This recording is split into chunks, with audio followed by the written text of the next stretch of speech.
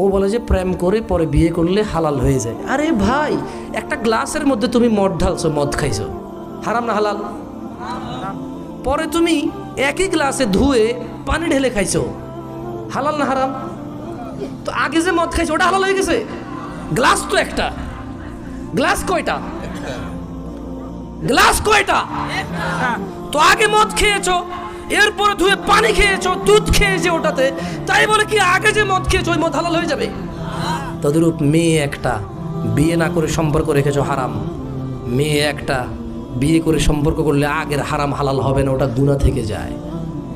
ওটা কি থেকে যায়? ওটার জন্য মাপ চাইতে হবে। যেমনটা বিয়ে না করলে মাপ চাইতে, তুমি এই মেয়েকে বিয়ে না করলে এমনটাই মাপ চাইতে হবে। এই মেয়েকে বিয়ে না করলে যেমনটা গুনাহ, এই মেয়েকে বিয়ে করলো আগের অন্যায়গুলো একেবারে শতভাগ সেম অপরাধ। ভাই আমার, ভাই আমার, লা ইউজনি